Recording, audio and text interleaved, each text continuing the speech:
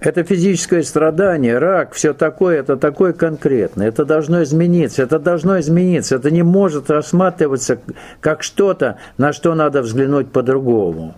Действительно, необходимо, чтобы все изменилось. Как когда-то подметил Рамакришна, сама жизнь человеческая – это рак. Он правильно еще сказал, что избавление от физического тела в конечном счете, если вы абсолютно здоровы по органам и системам, включается механизм опухолевой, генетический, который убирает физическое тело. И сейчас на первое место должна выходить онкология.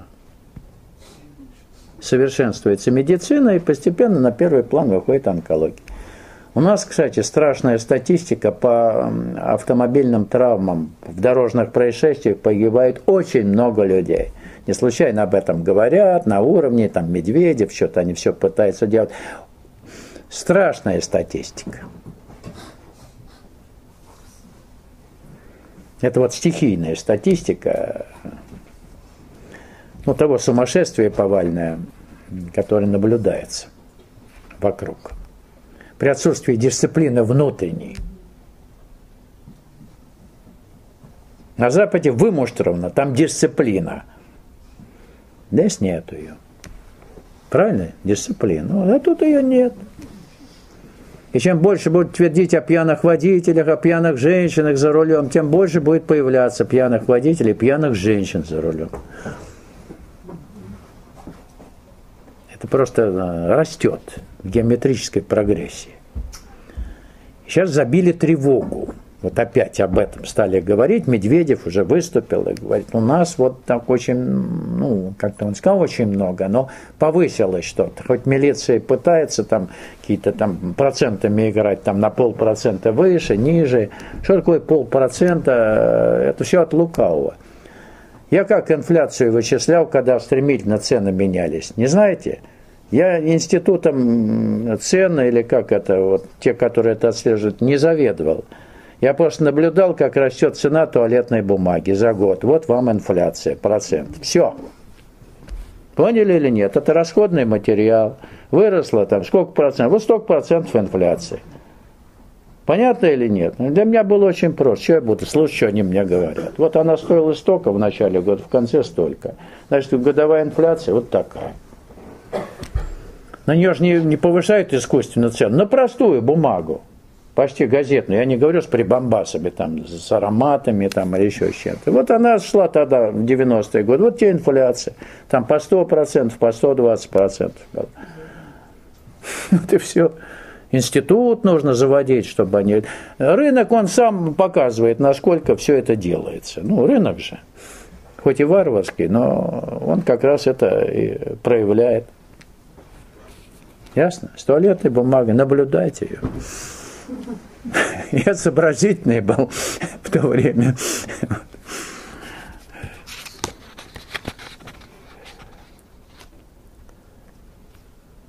И какие бы титанические усилия не прилагала современная ученая медицина, победить болезни, старение и смерть в состоянии только божественной силы. На качественно ином уровне и на другом плане бытия, но это должно состояться здесь. Проявиться здесь. Вот и все.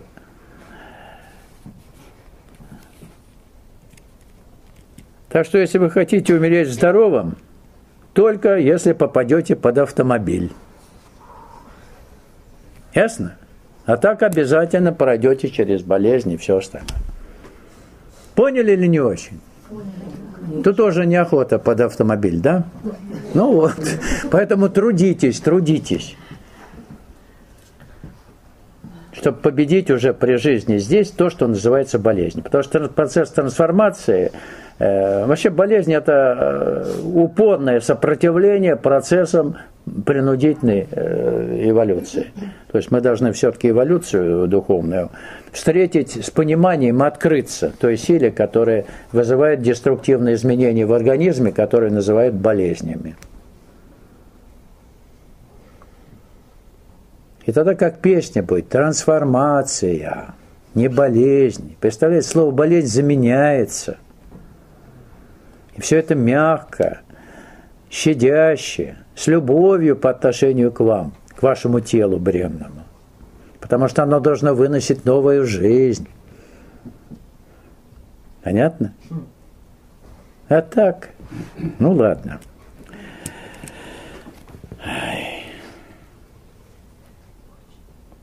В других областях это зависит от позиции. Здесь же это не зависит от позиции. Можно страдать больше или меньше, но сам факт должен измениться. Ведь мир материальный, видимый, таким, каким он является, это вообще ужасная вещь. Но если в ментальной или витальной области, в сфере мысли и чувств можно попытаться посредством косметической психотерапии изменить позицию сознания, сказать, что все неплохо, все замечательно, но физическое тело-то, оно напрямую обстреливается той деструктивной силой, от которой вы спрятаться не можете. Тут в уме вы можете придумать что угодно, но физическое тело, вот оно бомбардируется этой силой. Да, пока вы действительно не открываетесь ей добровольно, чтобы она вас трансформировала. Здесь уже спрятаться нельзя. Все.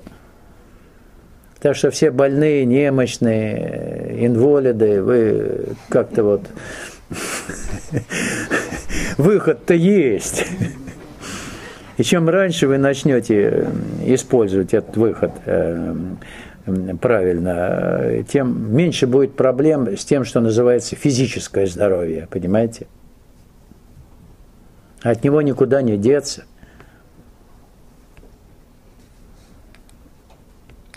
Скажем совсем по-простому.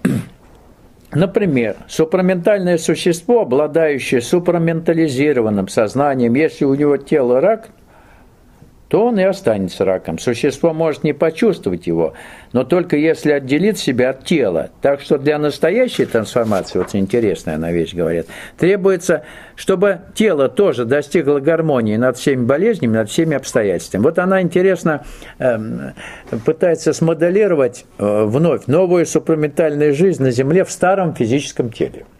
Ну, вообще-то, мы и в старом физическом теле, который порождает новую жизнь, способны это пронаблюдать. Вот ей кажется, что само тело должно достигнуть той стадии супраментальной гармонии, когда власть болезней и прочих негативных обстоятельств над ним сведется к минимуму. Даже если тело будет болеть чем-то, ты не будешь об этом знать, потому что ты не в теле, ты вообще живешь совершенно на другом плане. Тело, как вот инструмент духа, озвучивает там что-то, куда-то передвигается, там что-то переносит, сумки, чемоданы, в магазин ходит, да, ну помогает самому себе, телу. Что в конечном счете оно и не заметит, что у него там болит, надо оставить безболезненно, потому что ты, как индивидуальность, уже с этим телом не связана. Ну, там инструмент попортился, ну и ладно. Вот и все. То есть она в этом права, что связи с телом, которое страдает и болеет, вот той кровной связи, нервами вот этими всякими, вот то, что пронизывают анатомические структуры, ее не будет, ее нет. Тело само по себе. Если оно болеет, что-то у него не так, оно тебе не скажет. Это его дело, пусть оно этим и занимается. Вот. И в процессе супраментальной трансформации физическое тело, проявившее все носители жизни вечной, естественно, получает максимум возможного оздоровления, становится совершенным исполнительным инструментом вот этого нового сознания. Максимум оздоровления тело способно получить. Тот самый максимум, который возможен. Вот. А это означает, да, по сути, физическое тело начинает автономное существование в том мире, в котором оно имеет место обитать, в витало-физическом мире. Это означает, что наша новая сознательная структура, вот та божественная индивидуальность вибрационная, которую вы теперь отождествляете с собою, она фактически не связана с физическим телом и не зависит от состояния здоровья физического тела. Вы размежевались с ним.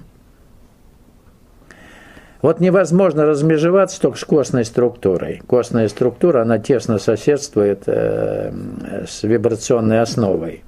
Вот вообще-то костная структура или скелет порождает новую жизнь, честно говоря. Поэтому не случайно мощь святых, они излучают, генерируют вибрации, поскольку они породили новую жизнь и продолжают вот фонить вот этими вибрациями, которые зажглись на самом дне физической материальности, возгорелись новой жизнью. У меня было одно совершенно удивительное переживание, я не теперь, а раньше понял, что именно оно не случайное, это переживание. Когда однажды ночью я проснулся, я ощущал каждую косточку своего скелета. То есть я был скелетом. То есть сила как бы проявила во мне вот то, что должно породить что-то принципиально новое. То есть я каждой из косточкой скелета я был. Это странное было переживание. Я проснулся от того, что я скелет. Хотя я нормальный, все нормально, но ощущал скелет. То есть та сила, которая работала во мне, она достигла вот тех, наверное, глубин материальности, высветила эту структуру, скелет. Поняли? Как вот есть какие-то исследования, там вас куда-то вдвигают, и там все органы и системы и скелет видны. Вот эта сила высветила именно скелет. В ощущениях я был скелетом. Но не скелетом, который как смерть, с косой там, а вот каждая косточка ощущалась мною как я. И это, наверное, был тот переходный момент, когда новая структура была готова проявиться из этого самого скелета. Из скелета она проявляется. Я вот могу, с большой степенью вероятностью сказать, не из мяса, не из ливера, не из требухи, а из скелета. Это истинно материальное, истинно духовное вот в нас, истинно материальное – это скелет. Это земное, да? Не органика и духовное. Вот как бы полярные вещи. Вот из этого истинно материального проявляется истинно духовное. Вот там, на дне, это существует. Но это мое предположение. Я не могу как абсолют этого, это у меня в ощущениях это так. Потому что не зря вот я ощутил себя этим самым скелетом в один момент. Это недолго продолжалось, но это было, наверное, тогда, когда готова была проявиться новая сущность из этой самой материальности костной. Если бы действительно размежевались с физическим телом, то сам Господь Бог позаботится о том, чтобы ваше расставание с Ним произошло безболезненно. Оно уже произошло, вы уже расстались с Ним. При жизни, да? И в психологическом и физическом плане это будет достаточно просто. Ведь не случайно в православии, не знаю, как в христианстве вообще, расставание с жизнью земной людей называется успением, как погружение в сон. Это все. Когда надо, значит надо. Пришло время. И с некоторых пор вы совершенно не озабочены этим вопросом, как произойдет, когда это произойдет. Да хоть сейчас, надо повременим. Все. Эта тема просто снимается, у нас с повестки дня снимается. Обычные люди таковы. Это божественное неправильно с ними обращается, это божественное чинит им препятствия. Это божественное плохо организует обстоятельства жизненные. Говоришь одно, они добавляют или убирают слово, и все искажается. Даже то, что написано, они читают всегда на свой лад. И это потрясающе, говорит мать.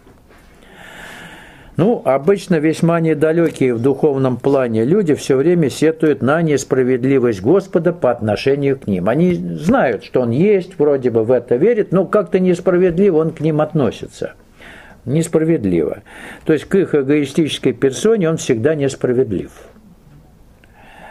Совершенно не подозревая, что Господь тем самым стремится пробудить их или пробудить их спящие души к началу духовных поисков. То есть создает массу всяких препятствий и неприятностей, кармический педагог, чтобы наконец человек задумался, а с чего бы это? Помимо этого, многое из услышанного и прочитанного переначивается людьми на свой лад. Ну, как им удобно. Они, может, читают правильные вещи, но как-то вот все сделают так, что-то обрежут, что-то не примут во внимание и переначут на свой лад, и буквально с пеной рта начинают отстаивать свою позицию, прочитав там что-то.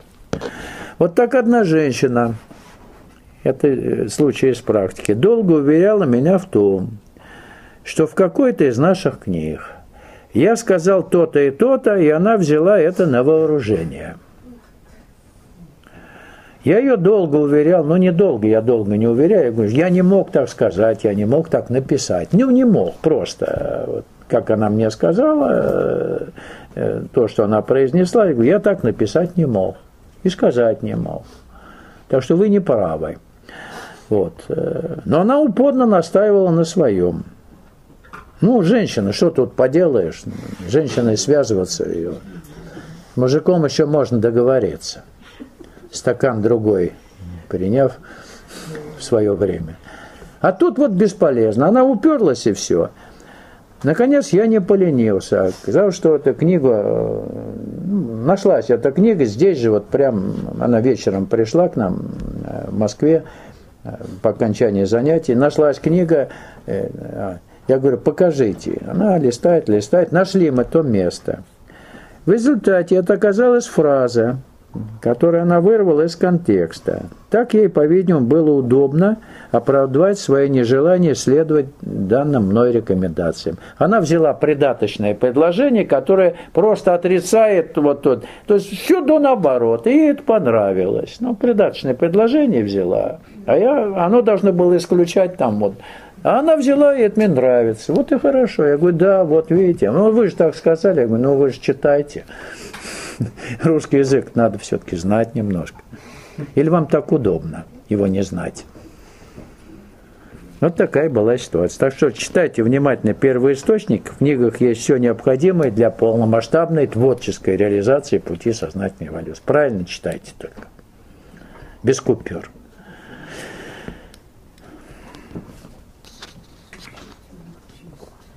Мы находимся в 11 часов Бога, когда расшатана основа и наступает большая путаница. Но это чудесная возможность для тех, кто хочет сделать рывок вперед. Возможность развития исключительно сегодня. Не будете ли вы теми, кто воспользуется этим удобным случаем? И мы действительно, пожалуй, находимся сейчас на пике эволюционного кризиса в земном человечестве. Именно на пике эволюционного кризиса. Но именно в этой обстановке, в обстановке, казалось бы, всеобщей путаницы, у духовно одаренных людей появляется прекрасная возможность реализовать свой духовный талант. Прекрасная возможность, ибо напряженность божественной силы в каждой точке пространства, сила, которая вершит духовную эволюцию, сегодня потрясающая. Небеса сошли на землю. Не надо никуда ходить, ездить, тянуться. Вот. Святое место у нас здесь, да, и над головой. Вот соедините два святых места, и все будет в порядке. Самых святых. То, что в пространстве, и то, что у нас. Короткое замыкание, и все в порядке. Вот. И неуклонно растет давление этой силы божественной. Вот я замечал, я думаю, что и вы замечали, что в какой-то момент бывает, становится как-то достаточно интенсивным и напряженным что-то внутри. Оно неплохо, не хорошо, не хуже, но какая-то напряженность усиливается. Потом неделя прошла, 2, и вроде бы ничего. И вот так ступенчато, периодически возникают такие периоды. На мой взгляд, это увеличение интенсивности или напряженности божественной силы. Момент, когда она увеличена, мы ощущаем это достаточно плотно, потом мы адаптируемся к этому. И опять вроде ничего. Потом опять эта напряженность усиливается. Опять дискомфорт какой-то. Не хорошо, не плохо, но напряженность усиливается. Да? Потом опять адаптировались. Что как бы ступенчато, вот Господь Бог какой-то рубильник там, или реостат передвигает в сторону усиления напряженности вот этой силы. И меньше она уже не будет. Убавляться не будет, а только будет расти эта напряженность. Насколько мы адаптировались к ней, ну ладно, если люди не способны адаптироваться, то есть те излишки энергии, которые, в общем-то, не идут на пользу, не идут на трансформацию, они вызывают ускорение всех процессов, и физических, и биохимических, и в организме, вообще во всех сферах. Это люди начинают, как вот газ, знаете, если его сдавливать поршнем, да, газ, то молекулы движутся гораздо быстрее. И чем сильнее сжат, тем быстрее движение молекул. Также человечество начинает мельтешить, бегать, сходить с ума. Это опять процессы, связанные с усилением давления вот в нашем человеческом, так сказать, сообществе, вот той силы, которая пытается нас переформировать в угодном ей направлении. Мы этого не понимаем. По причине отсутствия правильного духовного просвещения. Потом мы думаем, ну ладно, вот сейчас вот плохо, завтра будет лучше. Лучше завтра с человеческой точки зрения не будет. С человеческой точки зрения я хотел подчеркнуть. Не будет, не ждите.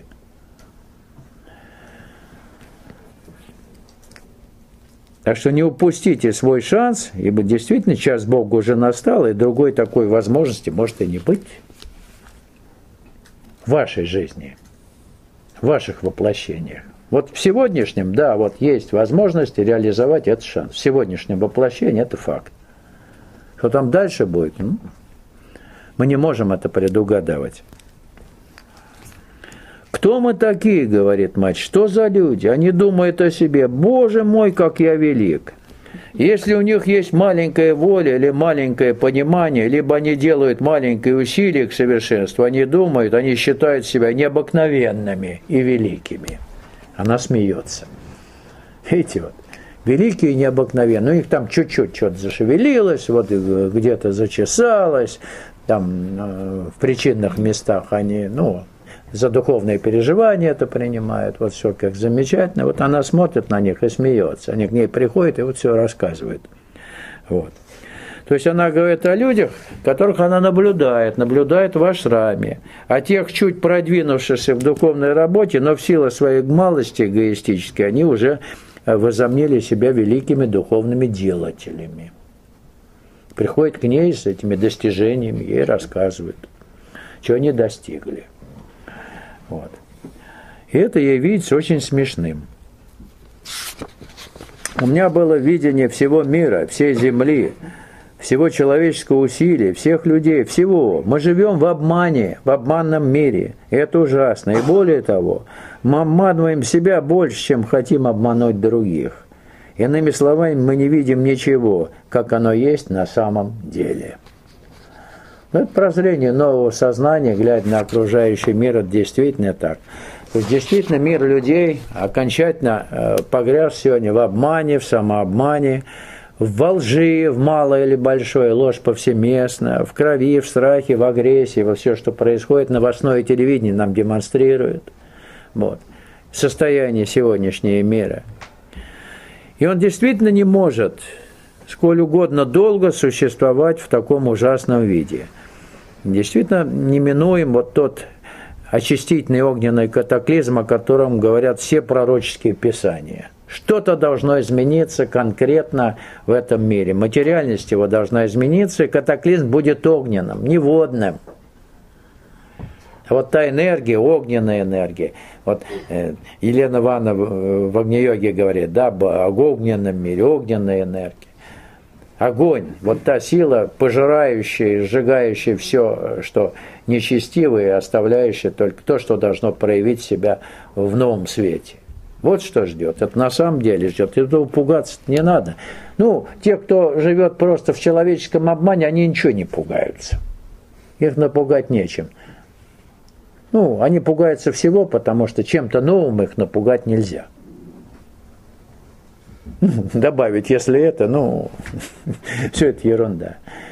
А для нас это должно служить стимулом для духовной реализации. Да? Не страшилкой очередной, не придумкой каких-то древних пророков, а действительно стимулом для сознательной духовной реализации. Вот. И сегодня грядущая судьба мира во многом зависит от нас с вами, то есть от тех, кто выбрал для себя путь сознательной духовной эволюции. Вообще Запад должен России поставить памятник. Они существуют сейчас и живут благодаря только тому, что в России эволюционное поле начинает плодоносить, значит, еще Господь с концом света повременит. Понятно? А так бы он давно все это прекратил, и конец. Но он еще терпит немножко, временит, ну, коль продукт пошел духовный, да? То есть даст возможность еще агонию продлить вот остального мира, а нам вот каким-то образом подняться на новый уровень. Ясно? Я не говорю ни государству, ни стране. Вы никогда не путайте отечество с властью. Это вот неправильно совершенно. А то власть это вот... Ну, не говорите о власти. Власть на Руси всегда была ой-ой-ой. Поверьте мне, я ее так препарирую, эту историю, что там, не дай Бог, во все времена. А то родину с властью путают. Ох, вот такая власть, и родина поганая. Ну, и так нельзя на мать-то. Понятно? Нехорошо. Неправильно.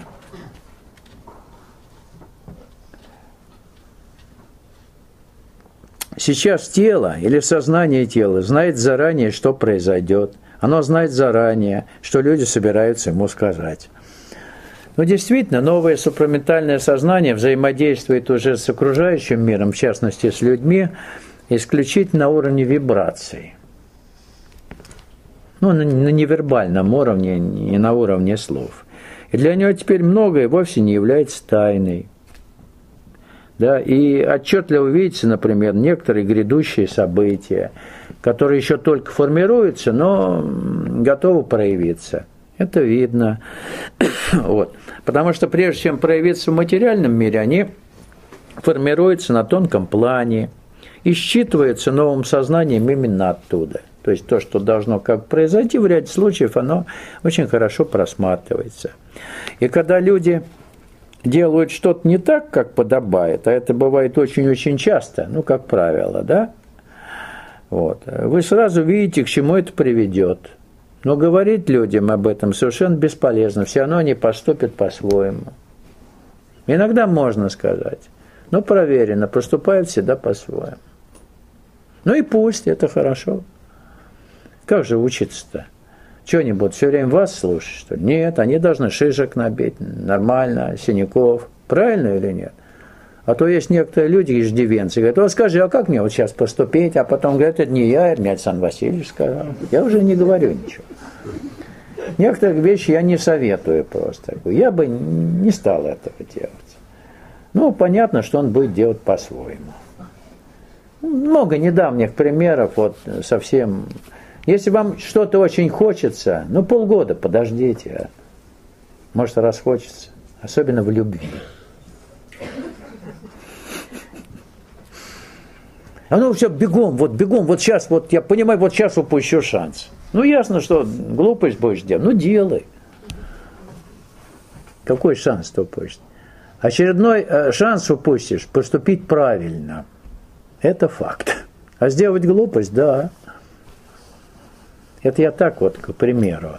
Видятся многие вещи, которые бы не следовало делать.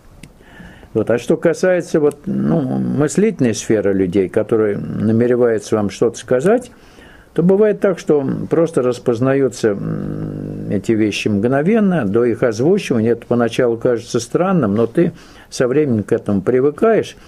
И некоторые неудобства доставляет выслушивание людей, тщательно готовившись к беседе с вами. Они там все записали, когда приходят, вот у них все записано, Александр Васильевич, давайте вот я я говорю, убери эту бумагу, говори, сформулируй, что ты хочешь спросить или сказать. А то по этой бумаге я понимаю, что это будет тягомотин на полчаса, а там еще люди стоят. То есть можно в 2 фразах все изложить, как оказывается. Понятно? Все остальное несущественно. И правильно получается, видите, время экономим, и Люди умеют концентрировать все-таки как-то внимание свое на том, что они хотели бы сказать. А то думают, что я без этих вот передаточных звеньев не пойму, что они в конце скажут. Я уже вижу результат, что они хотят спросить. Они мне вот эту цепочку выстраивают последовательную. Иногда говоришь, ну-ка начни сначала. Сначала будет долго. Я говорю, сначала вот сегодняшней ситуации, не сначала жизни. Сначала жизни не надо. Много интересных таких вещей, потому что новое сознание, оно как-то с юмором и интересно вообще в новом статусе общается с людьми. Вот. Я начинаю знать заранее, что произойдет, что скажут мне люди, и все такое. Как объяснить? Будто я стала обстоятельствами, людьми и словами. Предвидение событий происходит в результате вашего вибрационного отождествления со всем сущим, где нет времени. Все сущее, оно вне времени. Значит, если что-то формируется, проявится в настоящем, оно там уже есть. Поэтому, отождествляясь с каким-то грядущим событием, ты уже видишь конечный результат. Что должно произойти? То есть, по сути, как говорил Кришнамурти, наблюдающий становится наблюдаемым. И это происходит абсолютно спонтанно, без вашего участия. Вы ничего не силитесь узнать. Все если есть предмет разговора, все как вам преподносится, все готовое, что можно на эту тему почувствовать. Вы не выбираете ничего, вам это преподносится. Вот. И это одно из удивительных свойств нового сознания, которое полностью лишено любопытства и эгоистичности. Значит, эго всегда любопытно. Вот никакого любопытства нет. Я не хочу ничего узнать. Не любопытствую никогда. А любопытство – это, в общем-то, не порок, а руководство к действию, обычных людей. Они очень любопытны по всем вопросам. Вот в новом сознании любопытства никакого нет. То, что необходимо на данный момент, данной факторной ситуации, оно приходит без всякого любопытства. То, что не нужно, оно и не нужно. Что голову загружать. Вот. А эгоистическое сознание, обычное человеческое, оно всегда ставит барьеры разделительные между людьми и обстоятельствами. А ты в силу неэгоистичности сознания, его всетекучести, нет этих барьеров. Ты просто из первоисточника узнаешь о том, что в эгоистическом сознании было познать невозможно. Просто оно как на ладони открывается.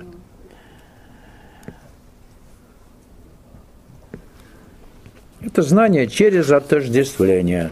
Ты становишься тем, что ты должен познать. Это мне помогало в работе по расследованию авиационных происшествий. Я становился ситуацией всей. Она мне была абсолютно понятна. Становился каждым из ее участников. И поведение каждого было абсолютно понятным. Когда с человеческой точки зрения профессионально, оно казалось неадекватным. Я понимал, что только так это может быть. То есть это просто феноменально мне помогало в практической работе. Поэтому мне высвобождалось много времени для того, чтобы писать книги.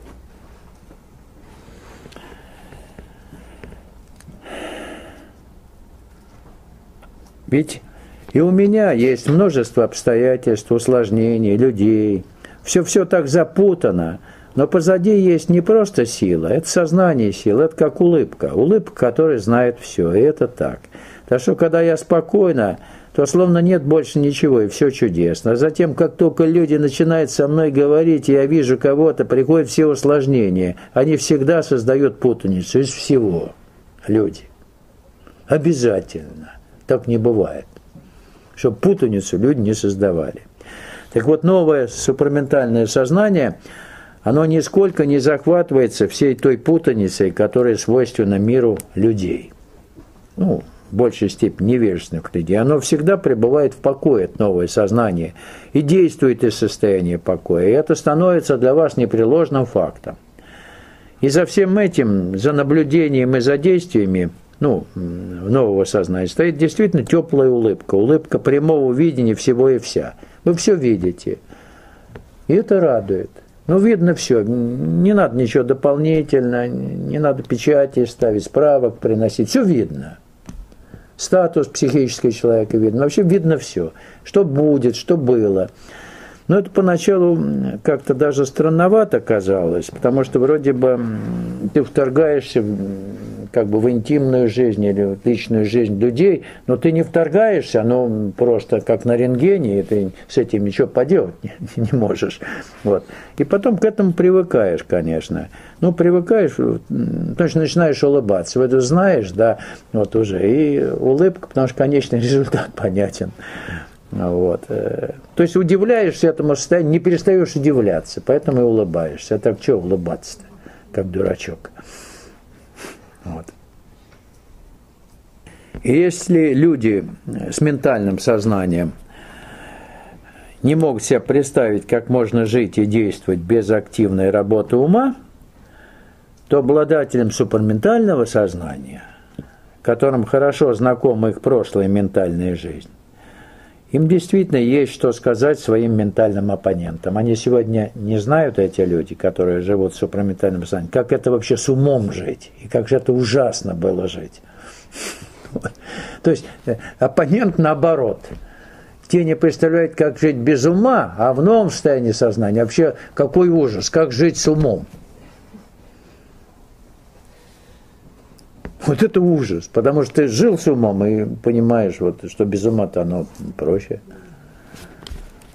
легче, благодатней. Так что все признается только сравнение. И люди, которые на одной стороне находятся, пытаются решать, что там на другой стороне, усилиями ума, ну не надо этого делать. Вот и то, и другое познайте, потом будете говорить. Вот тогда будете говорить. Но они-то думают, что вот те, кто познал это другое, они не в себе, а вот они-то умные. Ну, не в себе, так не в себе. Ну, что ж делать? Не в себе, зато хорошо. Стекла не бью, никого, так сказать, не мордую. Поножовщиной не занимаюсь. Разве плохо? А вот вы что творите? Поглядите, люди, включите телевизор. А? Вот что хорошо, что плохо. Все в сравнении же познается. Вот сегодня все смешно. Можешь сказать, никто не знает, никто и нигде, но есть те, которые стремятся, которые имеют волю, тенденцию, стремление, потребность знать, знать и быть. А затем есть все те, кому наплевать, которые живут своей маленькой или большой жизнью. Будь то глава государства или уборщица, нет никакой разницы, это одно и то же, вибрации одни и те же. Замечательно она на эту тему говорит. Так вот, духовно одаренные люди, коих совсем немного относительно общей численности народонаселения, да, стремятся во что бы ни стало реализовать свой духовный талант. У них есть внутренняя потребность знать и быть тем, кем они должны стать, кем они должны быть. Вот. И у них преобладает, и вот это стремление реализовать свой духовный талант у них преобладает над приходящими ценностями материального мира. И в этих немногих искателях смысла собственного существования хорошо ощутима вибрация сердечного тепла, радости бытия. А все остальные, живущие удушливой жизнью эгоистической, независимо от ее масштабов, будь то банкир, премьер-министр, ученый, там, маститый писатель, актер, инженер или простой туалетный работник, неважно. Все они пронизаны деструктивными вибрациями дурных воль, которые внедряются в них через ментальное сознание. Вот и все. Неважно, кто ты. Мир невежества, он не знает ни чинов, ни званий, там, ни титулов. Потому что это мир невежества. Мир невежественного сознания. Мир деструктивных воль. И все. Но они, может, замечательными быть людьми, примерными семьянинами, там, хорошими актерами, да, но это даже не лучшее из старого. Это конец. Тело чувствует, что оно уже не здесь. Здешний не имеет для него никакой реальности. Но тело еще не там. Такое вот положение. Тело стремится, оно учится призывать Божественное все время, что бы оно ни делало. Присутствуют ли люди, говорит ли тело или нет, чтобы тело не делало, это постоянный призыв Божественному. Но не призыв словами, то есть ощущение пребывания в Божественном. Вот это отчетливое ощущение того, что вы теперь не от мира сего, что вы этому миру полностью не принадлежите, но еще не там где-то окончательно, оно действительно очень такое тонкое. И что тленные ценности этого мира вас больше не волнует, не имеет никакого значения. Они есть, эти ценности тленные, но для вас это вообще ничто. И это, наверное, есть знак того, что вы переселились все-таки окончательно в новое тонкое тело вибрационное, что новое сознание уже полностью овладело вашим существом. Однако до тех пор, пока физическое тело, как рабочий инструмент нового сознания, как рабочий инструмент нового супраментального сознания на плотном материальном плане бытия, так или иначе будет связано с вашим новым существованием, какое-то относительное чувство несвободы от материального мира будет, символически сохраняться. Символически, честно говоря. И только после финального расставания с физическим телом, с окончательным переходом на иной план бытия, новая супраментальная жизнь, она должна раскрыться, наверное, во всей своей полноте. И интересно. У меня странное ощущение некой сети. Сети, нити, которые очень свободные, то есть не туго натянутые. Эти нити связывают все события. Если иметь власть над одной из таких сетей, то вырисовывается целое поле обстоятельств, которые внешне не имеют никакого отношения друг к другу, но не связаны этой сетью, так что одно неизбежно влечет существование другого. И у меня впечатление, что эта сеть охватывает всю Землю. Так это странное переживание, для нее оно странно, испытанное ею, это блестящая иллюстрация вездесущности кармического закона, связи всего и вся в этом человеческом материальном мире. То есть это закон реализации причинно-следственных связей, эта кармическая нить или сеть или паутина охватывает или окутывает жителей всей Земли, всю планету. Она это почувствовала. То есть вся наша Земля и все ее обитатели связаны или покрыты сплошной сетью кармической паутины. Если в одном месте ткань ее чем-то затронута, то это непременно так или иначе отзывается или отражается во всей эволюционирующей системе. То есть всесвязанность в земном человечестве через посредство этой кармической причинно-следственной паутины. Так отдельные события, казалось бы, сугубо локального масштаба приводили к региональным и мировым катаклизмам. Вспомните Первую мировую войну, которая началась с убийства австрийского эрцгерцога Фердинанда, абсолютного ничтожества, вообще просто ничто, да? И началась Первая мировая война. Какая-то мелочь, кажущаяся мелочь, катализирует многие процессы мирового масштаба в одночасье. Понимаете? И в нашей жизни тоже, ведь мы же связаны со множеством людей этими кармическими связями, да? Поглядите на телефонную книжку. У меня телефонная книжка уже лет 20 или 30. Она вся развалилась, но я держу, потому что переписывать все там покойников половину. Я смотрю, сколько людей было, я с ними как-то связан был. На каждой странице там не хватает, теперь-то их нет. Но там 2-3 телефона, которые мне нужно, все разваливается, я открываю, нахожу.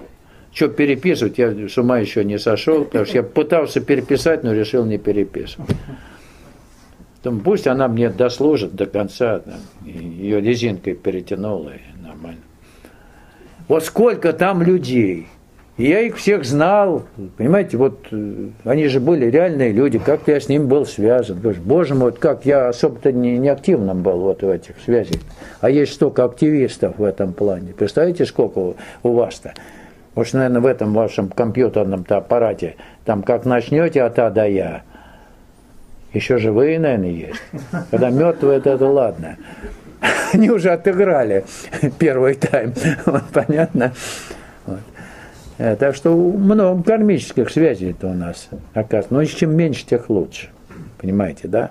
Вот став на путь сознательной эволюции, ты понимаешь, что пусть оно отваливается побольше, потому что это не нужно. Просто не нужно. Само собой это отпадает. И ты счастливый такой. Вот. Таким образом, существует